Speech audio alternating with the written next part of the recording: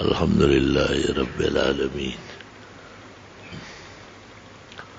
وصلى الله وسلم على رسوله الكريم ونبيه الأمين وعلى آله وأصحابه أجمعين. أما بعد فأعوذ بالله من الشيطان الرجيم. بسم الله الرحمن الرحيم. خلق الموت والحياة ليبلوكم أيكم أحسن عملا.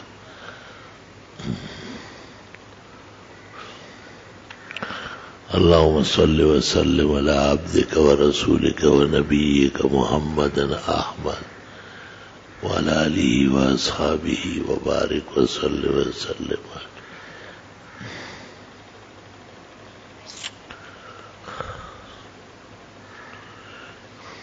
مرا مر گیا دو جائے شادمانی نیست کہ زندگانی ایمانی ز جاویدانی نیست. تمنى الرجال أن أموت وإن أمت فتلك سبيل لست فيها بأوحدي.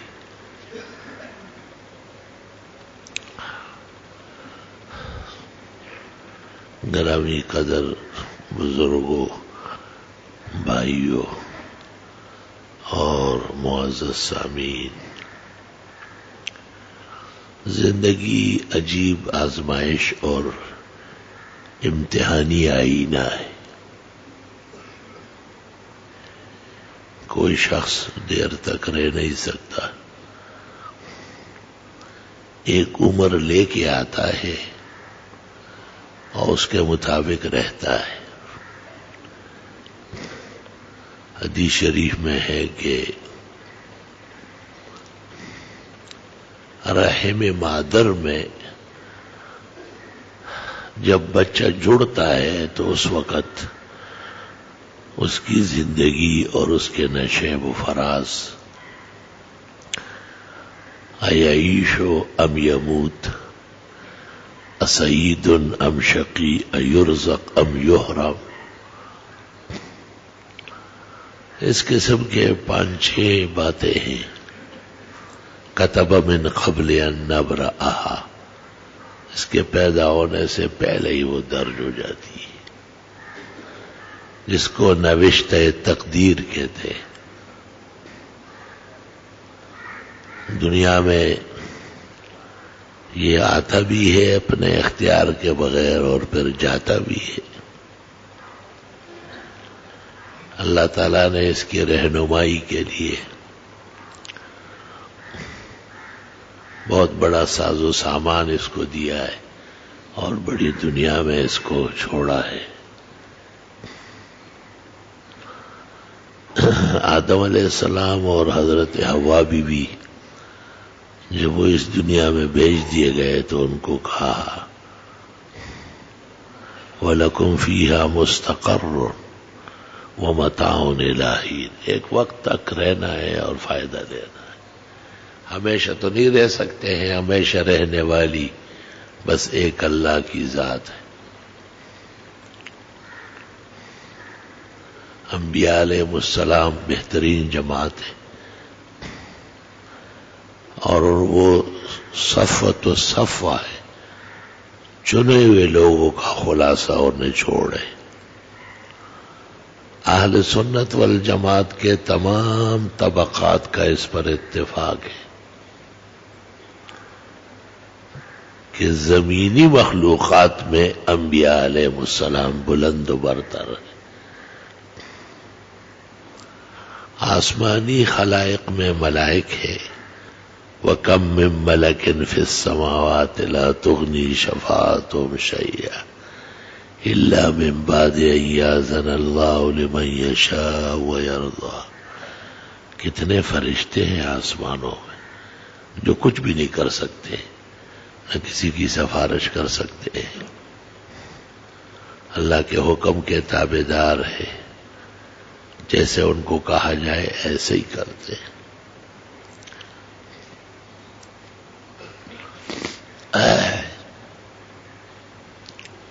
آسمانی نظام قیامت تک کے لیے ہے.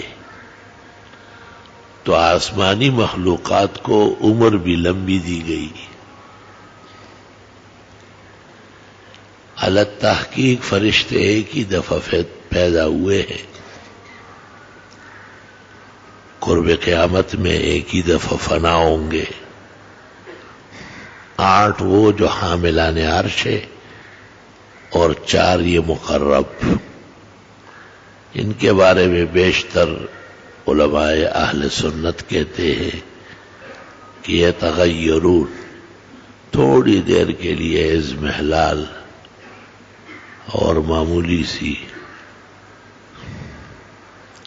جیسے مخلوق تھک کے سست ہو جائے، اس طرح ایک کیفیت طاری ہوگی. باقی ان کے ساتھ آگے کا نظام بھی وابستہ ہے. باقی تمام ملائک وہ فوت ہو جائیں گے. یہ اٹھیں گے یا ایک نئی مخلوق اٹھے گی ان کی جگہ. قولان مشہوران لأہل السنہ والجماعت.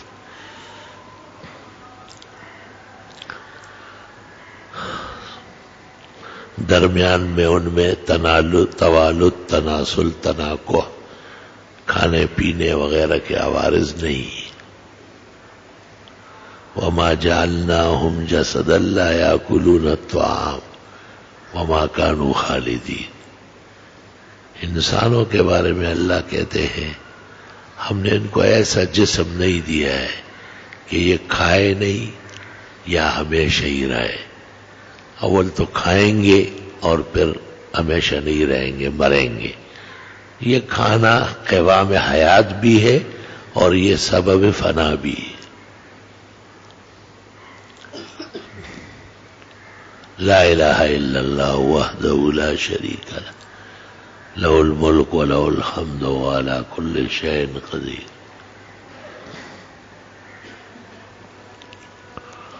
فرشتوں سے تکوینی نظام متعلق ہے. فالمدبرات امرا.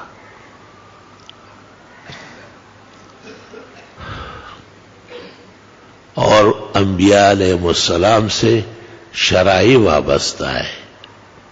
تکوینی نظام قدرت کا مظہر ہے. جیسے انسان کا پیدا ہونا یہ تکوین ہے، لیکن پھر انسان کا پلنا بڑھنا یا مر جانا یہ تکوین ہے. اس میں نہ نبی کا کام ہے، نہ ولی کا، نہ بادشاہ کا، نہ فقیر کا، کوئی شریک نہیں ہے اس میں. تکوینیات افعال اللہ کو کہتے ہیں، قدرت کی کارستانی کو کہتے ہیں. اور جتنے حصے میں انسانوں کو بھی کچھ اختیار دیا ہے، جیسے شادی کرنا یہ اختیاری مسئلہ ہے، لیکن اولاد کا ہونا یہ پھر تکوین ہے. وَيَجْعَلُ مَن يَشَاءُ عَقِيمًا. جس کو چاہے کوئی اولاد ہی نہیں دیتا، کچھ بھی نہیں کر سکتے آپ. یہ تکوین کا مسئلہ ہے، خدائی نظام کا حصہ ہے. ہم کھانا کھاتے ہیں، پانی پیتے ہیں، کپڑے بدلتے ہیں، نہاتے ہیں، وضو کرتے ہیں، نماز پڑھتے ہیں، روزہ رکھتے ہیں، زکوٰۃ دیتے ہیں، حج کرتے ہیں. یہ سب شرائع ہیں. اس میں ہم ایک نظامی شریعت کے پابند ہیں. شرع لکم من الدین ما وصی بہ نوح و ابراہیم. اللہ نے انبیاء علیہ السلام اس کے لیے بھیجے. لیکن مالدار ہونا یا فقیر ہونا، بڑے مال کا سبب عزت ہونا، فقر کے باوجود اللہ کی طرف سے عزت ملنا، یہ تکوینیات ہے. اس میں کسی کا کوئی دخل نہیں. کسی کے ایک آنسو سے ہزاروں دل دھڑکتے ہیں. کسی کا عمر بھر رونا یوں ہی بیکار جاتا ہے.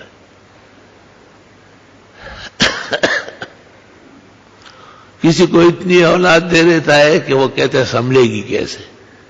کسی کو ایک چمک نہیں دیکھنے دیتا ہے. سو کی دیدن پسڑندی گیا سو کی دقیقہ غرضوی جو خوب راضی ہے. یہ اللہ تعالیٰ کا اپنا نظام ہے. ہمارے پیغمبر حضرت محمد مصطفیٰ احمد مجتبی وامین اللہ علی وحی السما شافع الشفعاء یوم الجزا جناب نبی کریم صلی اللہ علیہ وسلم مرتبے میں اولین ہے اور بعثت میں آخرین ہے.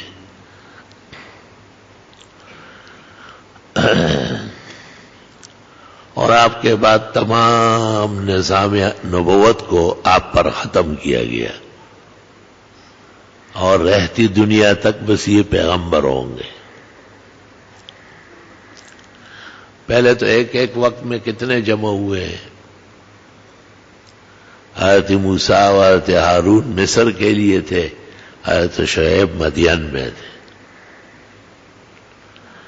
یوسف علیہ السلام مصر میں تھے, یونس علیہ السلام نینوا میں تھے, اور حضرت ایوب علیہ السلام شام میں تھے.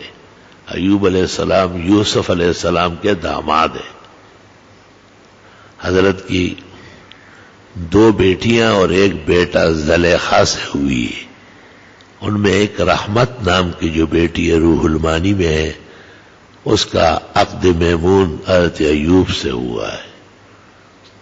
تو ایک ایک وقت میں انبیاء علیہ السلام کئی ہوتے تھے.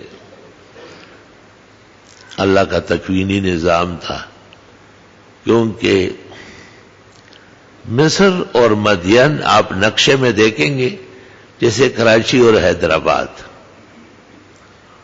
لیکن جب حضرت موسیٰ علیہ السلام مدین حضرت شعیب کے پاس پہنچے تو حضرت شعیب نے کہا فرعون کی حکومت مصر میں ہے, یہاں اس کا کوئی دخل نہیں, کچھ بھی نہیں. یہ اس کے دسترست آزاد ہے.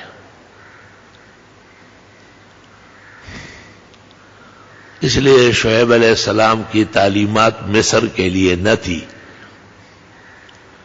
مصر کے لیے حضرت موسیٰ اور حضرت ہارون کو مبعوث فرمایا.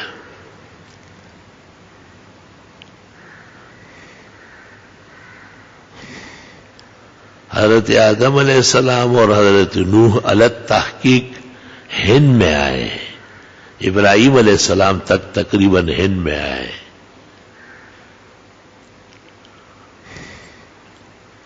اور ابراہیم علیہ حضرت آدم علیہ السلام شمال ہند میں سرندیپ جیسے کہتے ہیں آج کل سری لنکا, وہاں حضرت کا قدم مبارک موجود ہے جس پہاڑ پہ اترے. اور ایک پہاڑ وہاں سے جا رہا ہے سیدھا مروا تک, اس کا نام ہے جبل ہند. یہ راستہ تھا پیدل کا.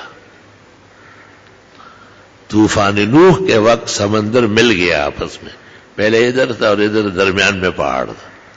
طوفان نوح میں مل گیا آپس میں اور راستہ ختم ہو گیا.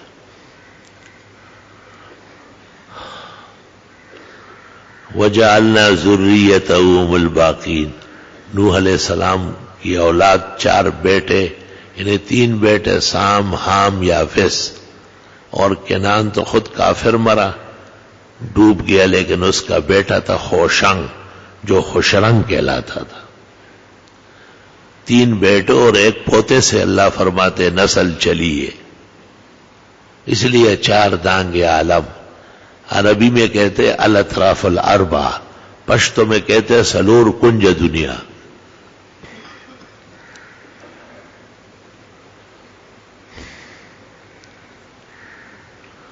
اور خوشنگ کے 2 بیٹے تھے جس کو خوشرنگ بھی کہتے ہیں, ایک ہند دوسرا سندھ. بعض علماء کہتے ہیں ہند اور سندھ دونوں نبی. مفسر اور مورخ فرشتہ نے اس کا انکار کیا ہے تاریخ فرشتہ میں. ابن جریر نے تاریخ الامم میں اور سیوطی نے محاضرات میں مان لیا ہے. کیونکہ انبیاء علیہ السلام تو بہت زیادہ آئے ہیں. ایک روایت یہ ہے کہ کل انبیاء اور مرسلین کی تعداد 2,64,000 ہے، اور مشہور روایت جو عوام و خواص میں ہے وہ 1,24,000 ہے. تفسیر قرطبی میں وَكَلَّمَ اللَّهُ مُوسَىٰ تَكْلِيمًا اس کے ذیل میں بحث ہوئی ہے.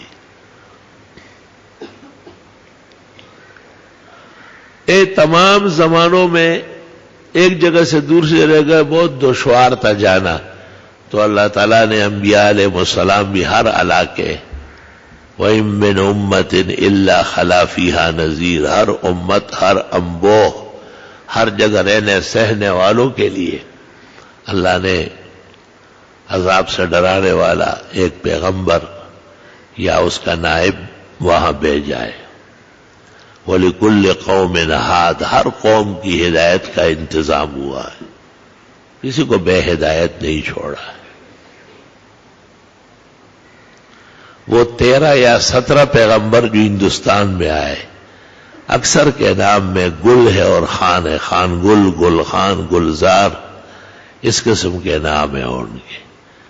محتمم دارالعلوم دیوبند حضرت اقدس مولانا قاری محمد طیب صاحب نے ناسخ التواریخ کے حوالے سے بیان کیا، جو آج کل معجزات انبیاء کے نام سے شائع ہے.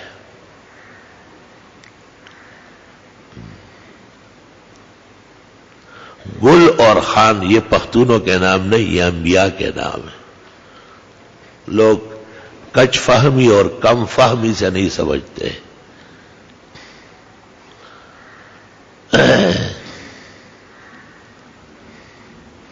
مولانا اشرف علی صاحب رحمت اللہ علیہ ایک جگہ لکھتے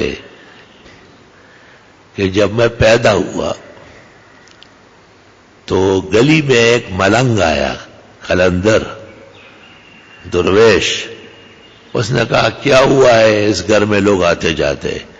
کہا بچہ پیدا ہوا ہے. کیا نام رکھا ہے؟ کہا اشرف علی. کہا اس کو اشرف علی خان کہا کرے. حضرت فرماتے ہیں سبحان اللہ، میں اس کی گرماہٹ محسوس کرتا ہوں. دیکھیے حضرت کی پر لکھی ہوئی کتاب اشرف السوانح. لوگ بغیر اطلاع و بغیر علم کے باتیں کرتے. حضرت خوش ہو گئے بہت کہ اس نام کا میرے ساتھ ہونا اچھا ہوا ہے. فرمایا میں اس کی گرماہٹ محسوس کر رہا ہوں.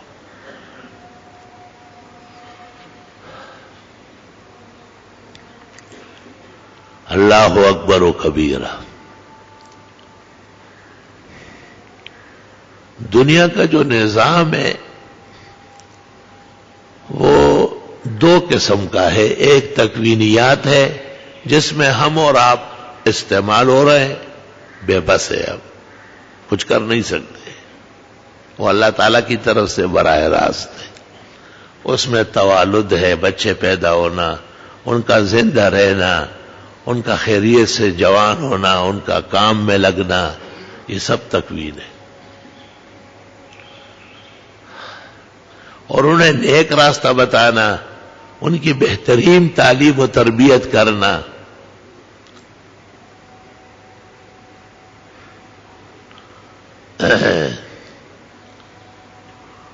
اور ان کا شریعت کے مطابق زندگی گزارنا، یہ تشریح ہے. شریعت مقدسہ کے احکام ہے، لوگ پابند ہیں کہ وہ اللہ کا دین مان لے اور اللہ کے دین کے مطابق زندگی گزار لے. لیکن کبھی کبھی اس پر تکوین غالب آ جاتی ہے. بخاری شریف میں ہے کبھی کبھی ایک شخص اور جنت کے درمیان ایک بالش فاصلہ رہتا ہے، لیکن کفر کر کے جہنمی ہو جاتا ہے. اور برعکس بھی فرمایا کہ کبھی کبھی ایک شخص اور جہنم کے درمیان ایک بالش مسافت ہے، اور اس دوران وہ اسلام قبول کر کے اور ہمیشہ کے لیے جنتی ہو جاتا ہے. اس لیے کہتے ہیں العبرۃ للخواتیم، خدایا خاتمہ بالخیر فرما. چنانچہ حدیث میں دونوں کی مثالیں آئی. آپ میدان جنگ میں صفیں درست کر رہے تھے، خود آگے بڑھے، صفیں دیکھ رہے لوگوں کی. ایک شخص تلوار ہاتھ میں، خنجر گلے میں لٹکا ہوا ہے، جنگی ٹوپی سر پہ رکھی. آپ کو دیکھا اور آپ کے سامنے آیا، آپ کو کہا وہ جو نبوت کا دعویٰ کرتا ہے وہ آپ ہے؟ آپ نے کہا میں ہوں.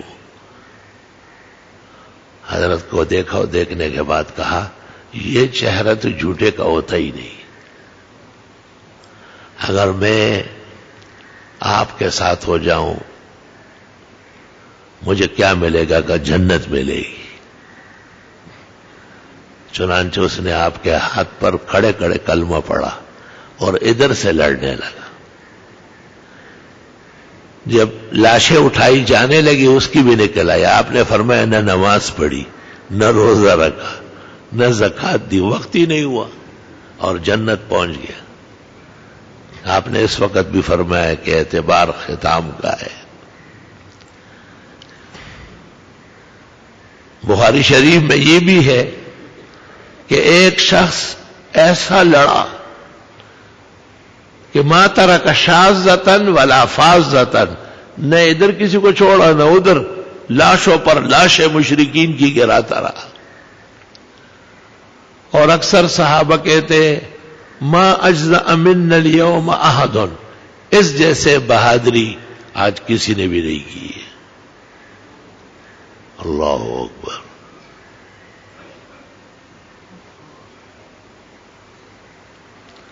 تو آپ کو جب اطلاع ملی آپ نے فرمایا ہوا من النار، وہ جہنم ہی جائے گا. صحابہ بڑے حیران ہوئے کہ یہ جہنم جائے گا تو جنت کون جائے گا؟ ایک شخص نے صحابہ سے کہا کہ میں اس کو بجا لاتا ہوں کہ یہ ہے کون. اور جہاں وہ جاتا ہے وہ بھی ساتھ ساتھ رہتا ہے. اچانک اس کو زخم آ گئے. لوگوں نے اس کو تسلی دی. اس نے کہا نہیں میں اس کو نبی مانتا ہی نہیں ہوں. مجھے تو عورتوں نے تانا دیا تھا کہ تو گھر بیٹھ رہتا ہے کسی کام کا نہیں. بس میرے متعلق مشہور ہو گیا کہ مجھ سے کوئی بچ نہیں سکتا. اور تلوار کے نوک پر اپنے سینے کو ڈالا اور کٹ گیا اور مر گیا. آپ کے پاس صحابہ آئے اور آپ نے کہا آپ نے جس شخص کو جہنمی کہا اس نے یہ کہا اور یہ کیا. آپ نے کہا ابو بکر عمر کو بھی بتاؤ اشہد ان لا الہ الا اللہ واشہد انی رسول اللہ، میں بھی گواہی دیتا ہوں کہ میں اللہ پاک کا سچا پکا پیغمبر ہوں. کیونکہ پیغمبر وہی سے بیان فرماتے ہیں. اللہ اکبر و کبیرہ.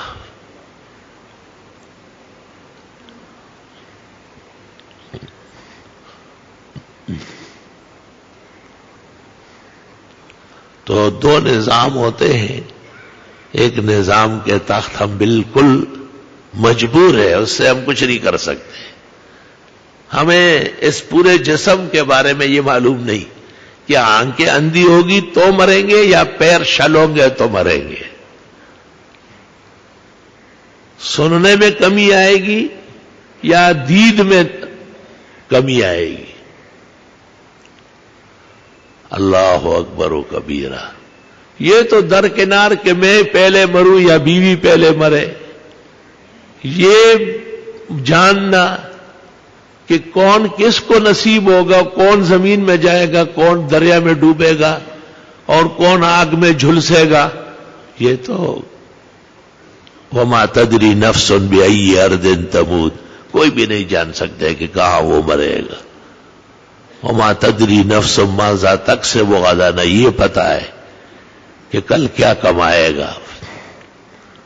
اور اندرون کے حالات صرف اللہ جانتا ہے، قیامت کا علم صرف اللہ کو ہے. اور ان اللہ علیم خبیر، واقعی اللہ ہے جو سب کچھ جاننے والا ہے اور ہر چیز سے خبردار ہے. انسانی زندگی کو عجیب امتحان بنایا نا. اب لوگ درگاہ پہ گئے، مولانا عثمان ہارونی، عثمان مروندی جسے کہتے ہیں، یہ معین الدین چشتی کے شیخ ہیں، کبار اولیاء اللہ میں سے، 6 صدی ہجری کے بزرگ ہیں. 22 سال مکہ اور مدینے میں احادیث پڑھائی، اپنے زمانے کے حافظ الحدیث ہے. بہت اجل اولی. وہ لوگ عجیب بات یہ ہے کہ اب ہم زیارات پر جاتے ہیں تو آداب اور سنت کا خیال تو کرنا چاہیے. مسجدوں میں لوگ آتے ہیں تو ان کو بھی آداب سکھانا پڑتا ہے. مزارات پر جانے میں عیب نہیں ہے، مزارات کو صحیح عقیدے کے ساتھ جانا بہت ضروری ہے، فائدہ بھی ہوگا اور مردے بھی خوش ہوں گے. لیکن کسی شخص کو یہ حق حاصل نہیں ہے کہ وہ کسی کی جان تلف کر لے جب تک کہ 3 باتوں کا مرتکب نہ ہو. قتل انسانا عمدا او کفر بعد ایمان والعیاذ باللہ او ارتد من الایمان، یا تو اس نے کسی انسان کو قتل کیا ہو اور قاضی کی قضا اور شریعت اس کو واجب القتل کہے، اور یا اس نے اسلام کو چھوڑ دیا ہو، مرتد جسے کہتے ہیں، او زنا بعد احسان، شادی شدہ ہونے کے باوجود اس نے زنا کیا ہو تو شریعت قاضی کو کہے گی کہ وہ اس کو سزائے موت سنائے. ان 3 باتوں کے علاوہ 4تھی بات میدان جہاد ہے کہ کفار مسلمان فوج کے سامنے لڑنے آئے، مسلمان فوج کو اجازت ہے کہ وہ ان کا سر قلم کر لے. اس کے علاوہ کسی کو کسی کے حق زندگی کا جان تلف کرنے کا کوئی حق نہیں. ہماری حکومتیں کہتی ہیں ہم اس سے نمٹیں گے. کب نمٹیں گے ہوئے؟ تیرا لاہور، کوئٹہ، پشاور اور اب سندھ سارا کا سارا لہولہان ہے. کہ نمٹنے کا کیا طریقہ ہوگا ہمیں بتائیں، ہم نمٹنا شروع کرتے ہیں. آپ کے پاس اتنا پتا ہے کہ کیا کون جا رہا ہے؟ ابھی ایک آدمی بھاگا ایسا کیا، ہمارے ساتھیوں نے خالی دیکھ لیا اس کو. لوگوں کے اوپر لکھا ہوا تو نہیں ہوتا ہے، وہ کوئی بھی چیز رکھ کے بھاگے.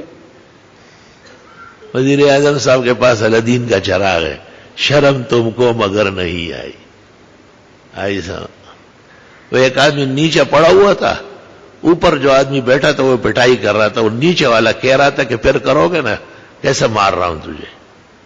ہمارے حکمران اس جیسے ہے، بس ایسا کر لیں گے ویسا کر لیں گے، اکو بکو سندر بکو. حقیقت یہ ہے کہ یہ ان کی نحوست ہے، اس کی طرف آپ کا ذہن نہیں جا رہا. یہ جو اللہ کے دین کے ساتھ کھیل رہے نا، کہیں ہندوؤں کے تہوار میں چلا گیا، سکھوں کے تہوار میں چلا گیا، مجھے بھی بلاؤ نا، میں بھی تمہارے جیسے ہوں. یہ کوئی بات ہے؟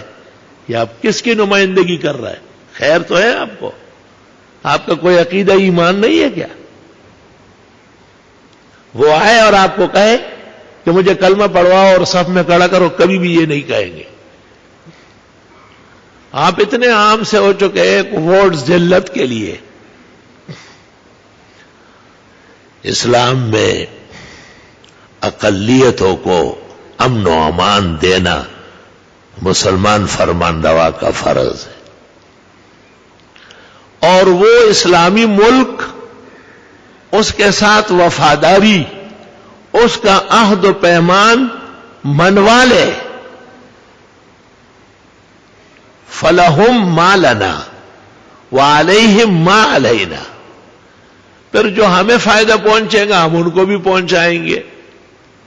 نہریں ہماری زمین کو بھی سیراب کریں ان کی بھی، بجلی ہمارے گھروں میں بھی آئے ان کے ہاں بھی، روڈ پر ہم بھی چلیں گے وہ بھی چلیں. مذہب کسی کے ہاتھ بیچنے کا کسی کو کوئی حق نہیں ہے. مذہب کا تحفظ تمام چیزوں سے بڑھ کر ہے.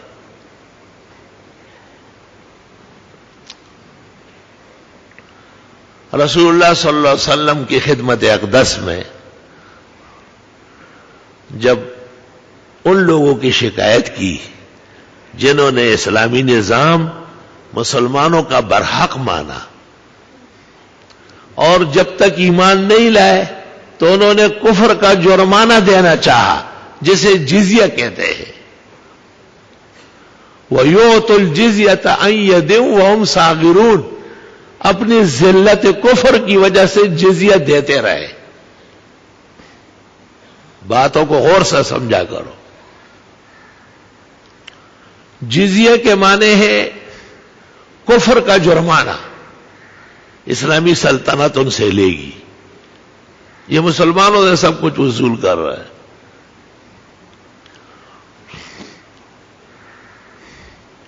تو اب ان کے بارے میں سوال ہوا پیغمبر سے کہ حضرت وہ تو شراب پیتے ہیں، وہ تو کفار ہے، خنزیر کاٹتے ہیں اور وہ کھاتے ہیں. آپ نے فرمایا الخمر لہم کاللبن لنا والخنزیر لہم کالشاۃ لنا. جیسے ہمارے لیے دودھ ہے ان کے لیے شراب ہے، جیسے ہمارے لیے بکرا حلال ہے ان کے لیے خنزیر، جب تک کفر میں خنزیر کو کھاتے رہے. اب رواداری اس کو کہتے ہیں کہ پہلے ان کا سر جھکایا، انہیں تسلیم کروایا کہ یہ اسلامی ریاست ہے، اسلام کی بالادستی کے مطابق زندگی گزرے گی اور آپ ایک غیر اسلامی حقیقت یہاں آباد ہے. آپ کو اسلام کے خلاف نہ تحریر نہ تقریر میں بغاوت کرنے کی اجازت ہے. جیسے پاکستانی رولز کے خلاف کوئی کرے، تعزیرات پاکستان آ گئی، محمد علی جناح کو گالی دی، بہت برا کیا. تو ابو بکر، عمر اور امام ابو حنیفہ اور قرآن کریم اور سنت انبیاء اور احادیث کی بے ادبی کرنا یہ بھی جرم ہے. اس سے بھی اسلام کو نقصان پہنچتا ہے. وہ بھی اسلامی فرمانروا کا فریضہ ہے کہ ان کا تقدس اور تحفظ یقینی کروائے. دیکھو، جب حکمران میں کمی ہو اور اس میں کوتاہی ہو تو رعایا میں امن نہیں ہوگا، رعایا بے امن رہے گا، پریشان ہوگے بہت. حضرت عمر رضی اللہ تعالیٰ عنہ نے جمعے میں کہا کہ تم لوگ بڑے بڑے مہر باندھتے ہو، اور اتنے بڑے مہر اگر اچھا کام ہوتا تو پیغمبر کا ہوتا. آپ کا مہر تو 480 درہم سے زیادہ ہوا ہی نہیں. تو میری خواہش ہے کہ میں ایک قانون بناؤں، لا تغالوا فی المہور، اور بڑے بڑے مہر کو قانون میں روک لو. تو ایسے مسجد کے ساتھ کونا تھا جس میں خواتین تھی، وہاں سے ایک بوڑھی عورت نے ایسی انگلی اٹھائی، خبردار. نے کہا قرآن کی آیت یاد ہے، وَآتَيْتُمْ إِحْدَاهُنَّ قِنْطَارًا، کہ آپ نے اپنی عورت کو مہر میں سونے کا ڈھیر دیا ہے، پابندی کوئی نہیں چلے گی. حضرت عمر نے کہا الحمدللہ الذی اصلح اعوجاج عمر بعجوز من هذه الامہ. اللہ کا شکر ہے ایک بوڑھیا کے ذریعے عمر کی کمی پوری کی. کہ کبھی بھی ایسا قانون نہیں بناؤں گا جو قرآن کے خلاف ہو. قرآن کے خلاف قانون چل ہی نہیں سکتا ہے. یہ کبھی کہتے ہیں 18 سال سے کم کا مسلمان نہیں ہوگا، کیا وہ کہاں جائے گا؟ وہ ہندو رہے گا 18 سال سے، خیر تو ہے. پیغمبر کہتے ہیں کل مولودی یولد علی الفطرہ، بچہ جب ماں کے پیٹ سے باہر آتا ہے وہ اسلام کے مطابق ہوتا ہے. فَأَبَوَاهُ يُهَوِّدَانِهِ أَوْ يُنَصِّرَانِهِ أَوْ يُمَجِّسَانِهِ، ماں باپ اس کو یہودی نصرانی مجوسی بناتے ہیں، ماحول بگاڑتا ہے اس کو، اور آپ کہتے ہیں غلط بات ہے، فضول بات ہے۔ تو ضروری ہے کہ حکمران بجائے اس کے کہ کوئی بڑا عجیب و غریب گرفت کر لے، اللہ ان کو توفیق دے اور اللہ تمام مسلمانوں کو امن و امان نصیب فرمائے۔ ہمارا کسی سے اس قسم کا کوئی اختلاف نہیں کہ ان کو دھماکوں میں اور اس طرح چیزوں میں مار ڈالے۔ تمام ملک کو امن دینا مسلمان کا فرض ہے۔ میں نے یہی تو کہا، حدیث سنائی کہ پیغمبر کہتے ہیں کہ ہمارے ساتھ جو رہیں گے اور ہمیں مانیں گے، جو رعایتیں ہمیں ہوگی ہم ان کو دیں گے، جو تکلیف ہم گزاریں گے وہ بھی ساتھ گزاریں گے، یہاں تک کہ ان کو یہ اجازت دے دی کہ اگر ان کے مذہب میں ہے تو وہ خود اپنے ہاں خنزیر کھائے، جیسے ہم بکرے کا گوشت کھاتے، وہ اپنے ہاں شراب پیے، ہمارے مارکیٹوں میں ہماری منڈیوں میں نہ آئے، اور جیسے ہم دودھ پیتے ہیں۔ کیسے بہترین مثال ہے آپ نے دی۔ اور امام ابو حنیفہ رحمۃ اللہ علیہ کے واحد امام ہیں جن کے مذہب میں ذمی، جس نے اسلامی آئین اور ملک کی بالادستی قبول کی، اگر اس کو کسی مسلمان نے قتل کیا تو مسلمان اس کے بدلے میں مارا جائے گا، ناحق قتل کیوں کیا؟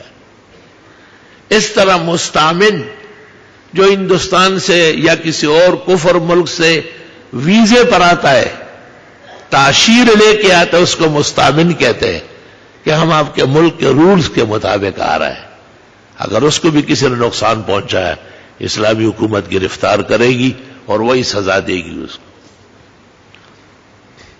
لیکن اگر حکمران میں ٹیڑھ پیڑ ہے، حکمران اگر چوری چکوری کا مرتکب اور ایسی ویسی نہیں، ہر جگہ مثال ہے، ڈیران دے چسمر بکلاس منڈی دغلو بوئی بروزی گندہ ڈیرانو ندی دغلو ڈیران دے وچے غگ نہ کہنا پارام بے کلاس تو اور منڈلو نغل بروزی بار، جیسے کوڑا ہو نا اس میں آپ جیسے جیسے ہاتھ ڈالیں گے گند نکلے گا، بدبو آئے گی۔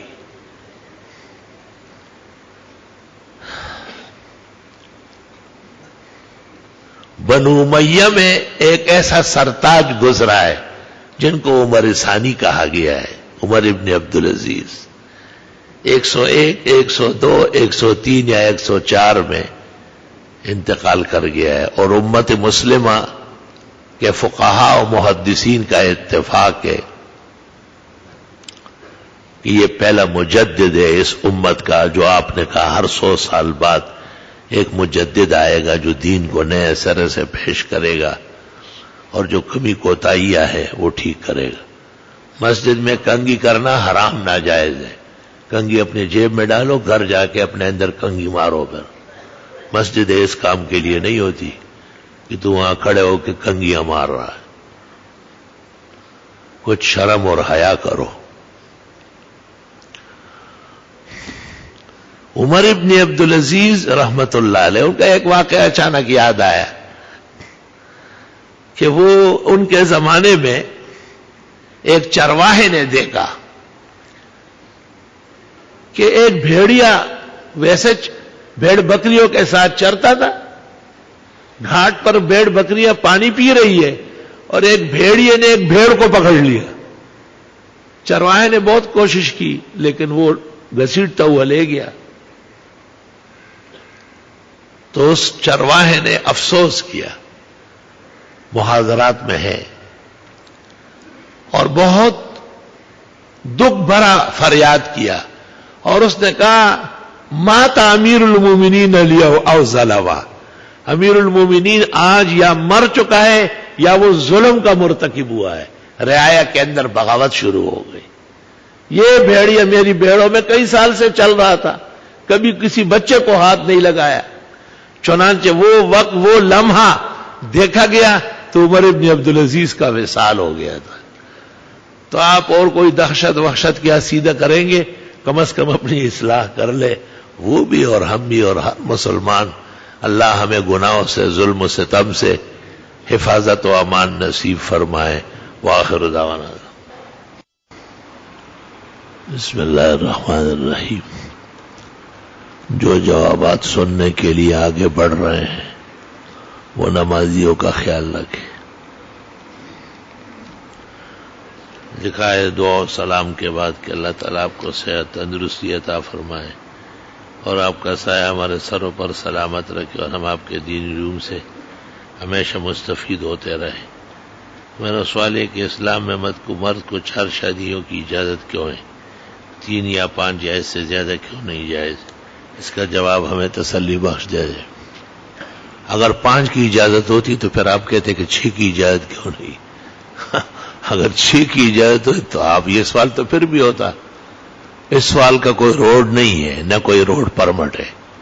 سوال تو ہر طرح ہو سکتے. اللہ تعالیٰ کی حکمت تکوینی ہے کہ 4 سے انسان کا کفایت ہو جاتی ہے، اور یہ اس شخص کے لیے ہے جو ایک سے تسلی نہ ہو، دوسری سے نہ ہو، اور اندیشہ ہو کہ وہ گناہ کا مرتکب ہو جائے. تو شریعت نے کہا کہ گناہ نہ کرے اور جائز راستے اس کو بڑھا کے دے دی. فَإِن لَّمْ تَعْدِلُوا فَوَاحِدًا، اگر انصاف ہی نہیں کر سکتے تو ایک ہی بہت ہے. باقی 4 شادیاں کوئی واجب نہیں ہے، اجازت ہے بحسب ضرورت، تاکہ آدمی زنا سے اور دیگر بدعمالیوں سے بچ سکے. باقی شیخ رشید علی رضا مصری نے تعدد ازدواج پر ایک بڑی جلد لکھی ہے. مولانا مناظر حسن صاحب نے تدوین حدیث میں اس پر مفصل لکھا ہے، اور قاری محمد طیب صاحب نے اسلامی تہذیب اور تمدن میں اس پر لکھا ہے. ہمارے یہاں رواج ہے کہ جب کوئی فوت ہو جائے تو اس کے گھر والے اس کے پیچھے مسلسل 4 جمعے پر 40 دن ہر ایک سال کے بعد خیرات کرتے. یہ سب بدعات ہے. متعین دن، تاریخ، تیسرا و تیجا و چیلم اور برسی، علماء نے ہمیشہ اس کی ممانعت فرمائی. صرف دارالعلوم دیوبند کے مسلک میں نہیں، فتاوی بزازیہ میں، تاتاریہ میں، بحر میں، محیط برہانی میں، کبار فقہ حنفی میں موجود ہے کہ مردے کے پیچھے تیجا و چیلم اور 10 و 20 و برسی ناجائز ہے، نامناسب ہے.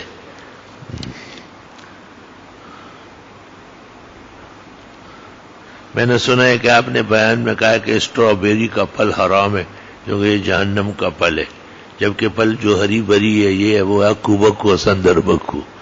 پہلے تو اس کا نام معلوم کرو کہ اردو میں نام کیا ہے تو عقل آ جائے گی. اس کا اردو میں نام ہے زقوم. انہا طعام الاسیم، یہ جرائم پیشہ لوگوں کا خوراک ہے. انا جعلناها فتنة للظالمین، یہ ظالموں کے لیے آزمائش.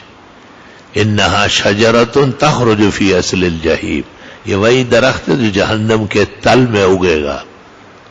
طلعها کأنه رؤوس الشیاطین، اس کا پھل دیکھو جیسے سانپ کا سر.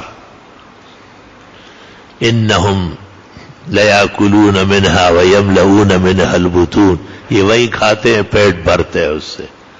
ثم ان لهم علیہا لشوبا من حمیم، پھر ان کو جہنم کے مطابق گرم پلایا جائے گا، ملونی. ثم ان مرجعہم لیل الجحیم، پھر یہی زقوم کھانے والے جہنم جائیں گے. انہم الفوا آباءہم ضالین، انہوں نے اپنے بڑوں کو ایسا بے دین پایا تھا. فہم علی آثارہم یہرعون، یہ بھی اس کے پیچھے چل رہا ہے. وَلَقَدْ ضَلَّ قَبْلَهُمْ أَكْثَرُ الْأَوَّلِينَ، ایسے لوگ اگلوں کی وجہ سے گمراہ ہے. چونکہ میں اس کو زقوم سمجھتا ہوں اس لیے منع کرتا ہوں، اور علماء شاید اس کو زقوم نہیں مانتے ہوں گے. تو اگر آپ کا پیٹ بہت زیادہ خارش کرتا ہے تو اور علماء کے کہنے سے کھاؤ گے. ہاں، لیکن ہمارے پیچھے نماز پڑھنا مناسب نہیں ہے. پھر گیت ایک ہی گاتے ہو، موجود کئی اور ہوتے ہو. علماء تو بہت کم، بہت دیر سے جانتے ہیں نا. یہ تو سارے خوشی دکانوں میں نہیں بکتے ہیں ٹھٹے ٹھٹے کر کے. تو میں نے ان کو کہا ہے کہ ہر حلال جانور میں 7 چیزیں حرام قطعی ہے، ان میں یہ ٹھٹے بھی ہے جس کو آپ کٹاکٹ کر رہا ہے. آپ کو تو کھلا رہے تھے، آپ تو شوق سے گھسیٹ رہے تھے. ایسے کئی چیزیں ہیں جن میں نے علماء کرام سے گزارش کی ہے کہ اس سے پرہیز ضروری ہے، آپ کو قدر کرنا چاہیے۔ لکھا ہے کہ حضرت عثمان ہارون لال شہباز قلندر اچھے بزرگ جیا، کیا تول ترازو کرنا ہے کیا؟ زمانے نے ان کو تسلیم کیا ہے، اور بڑے بڑے مشائخ کے شیخ حافظ الحدیث ہے، 22 سال مکہ و مدینے میں استاذ رہے۔ اللہ بڑی اچھی دعا دی، اللہ آپ کو لازوال صحت عطا فرمائے، ماشاءاللہ۔ اللہ تمام حاضرین کو، سب بیماروں کو کامل و اکمل صحت نصیب کرے۔ اور انور شاہ کے لیے لکھا ہے کہ آپ کا سچا جانشین بنائے۔ قرآن پاک میں وسیع کا لفظ 3 معنوں میں آیا ہے، وہ کون سی جگہ پر آئے ہیں اور نہیں ہے کیا معنی، یہ تو وصیت پر جنہوں نے کتابیں لکھی وہ پڑھ لو۔ اللہ رب العزت آپ کو، انور شاہ کو اور محمد احسن کو دنیا و آخرت میں خوب پتہ نہیں کیا عطا فرمائے۔ حضرت ہمیں مچھلی کے شکار کے لیے گہرے سمندر میں جانا پڑتا ہے، اور وہاں ہمیں 20-25 دن سمندر میں رہتے ہیں۔ میں یہ پوچھتا ہوں کہ ہماری نماز قصر ہو گیا؟ اگر آپ اپنے شہر اور گھر بار سے، وطن سے 48 میل دور جانے کا عزم رکھتے ہیں کم از کم، اور گو قریب میں ہوں تب بھی آپ کو جانا 48 میل یا اس سے زیادہ ہے، تو فتوے کے مطابق آپ مسافر ہیں، اور اگر اپنے شہر کے حدود میں شکار کرتے ہیں تو آپ مقیم ہے، پوری پڑیں گے۔ یہ پوچھنا ہے کہ اگر کوئی آدمی فرض نماز کے بعد 1 یا 2 منٹ بیٹھ جائے تو کیا یہ بھی مکروہ ہے؟ فرض نماز کے بعد تو اس طرح لکھا ہے فقہ میں کہ القیام الی السنت متصلا بالفرض مسنون، فرض نماز کے بعد جب سنتیں ہوں، جیسے فجر اور عصر میں نہیں ہے، تو آپ بیٹھ سکتے ہیں۔ پسندیدہ اور اولا یہ ہے۔ ابن الحمام محقق نے فتح القدیر میں لکھا ہے کہ وہ بیٹھنا ذرا سا ہے، اللہم انت السلام یا اس کے مقدار، فقد یزداد قلیلا وقد یقل قلیلا، کبھی بڑھتا بھی ہے کبھی گھٹتا بھی، عادت یہ نہ ہو۔ کسی بینک کو جگہ کرائے پر دینا کیسا ہے، اور کسی نے اگر دیا ہو نہیں دینا چاہیے، کیونکہ بینک سود کا مرکز ہے۔ جس تیل میں جھینگے پکائے گئے ہو اس تیل میں مچھلی پکانا کیسا ہے؟ جس بوتل میں آپ نے شراب ڈالا ہے اور پیشاب ڈالا ہے اس میں آپ کبھی بھی پانی نہیں پئیں گے، نہ زمزم پئیں گے، اس لیے وہ توا اور وہ تیل اور وہ جگہ بدلنا ضروری ہے۔ 7 مرتبہ دھوئے، 8ویں مرتبہ آگ یا مٹی سے مانجے، تب جا کے اس میں آپ اور چیزیں پکائیں۔ اب وہ تیل تو پلیت ہو چکا ہے، کیونکہ جھینگا الگ تحقیق مچھلی نہیں ہے، کوئی اور حیوان اور سرطان ہے، اس لیے حرام ناجائز ہے۔ فارمی مرغی حلال اور طیب ہے۔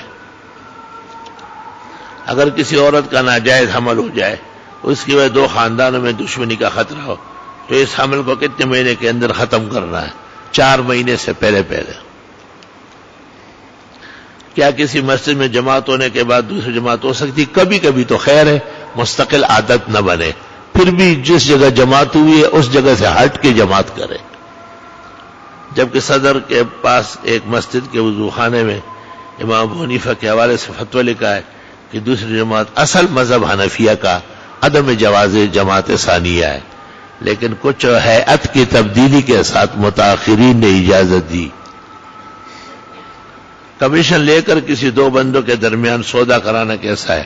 جائز کاموں کا کمیشن جائز ہے، ناجائز کاموں کا کمیشن ناجائز ہے۔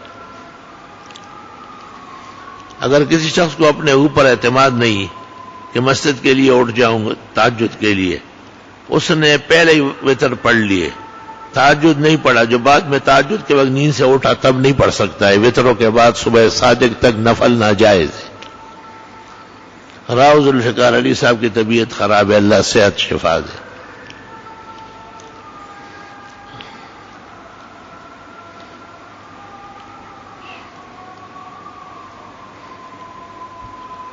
لکھا ہے کہ میں آپ کا معتقد ہوں، پچھلے سال میں نے احسن الرسائل خرید کر اپنے علاقے کلات کے شیخ الحدیثوں کو تحفے میں دیے. چند دن پہلے ان کے ساتھ میں رابطے کو بہت خوش تھے. انہوں نے آپ کو سلام کہا اور آپ کا شکریہ ادا کیا کہ آپ نے ہمیں صحیح مسائل بتا دیے. اللہ تعالیٰ آپ کو اجر دے. اللہ آپ کو بھی تبلیغ اور مسائل آگے بڑھانے کا اجر عظیم نصیب فرمائے، اور انہیں بھی اللہ اجر دے کہ انہوں نے حق قبول فرمایا. اللہ آپ کو سلامتی دے اور آپ کی دینی خدمات کو اعلیٰ درجہ قبولیت دے. میں بے روزگار ہوں، شدید مالی پریشان ہوں. آپ سے درخواست ہے اللہ تعالیٰ بہت جلدی آپ کے مدد فرمائے، آپ کو حلال روزگار دے، آپ کو وسیع عزت کا حلال رزق نصیب فرمائے، اور ایسے تمام پریشان حالوں کی اللہ تعالیٰ ہاتھ بٹھائے اور ان کی دستگیری فرمائے. الحمدللہ رب العالمین.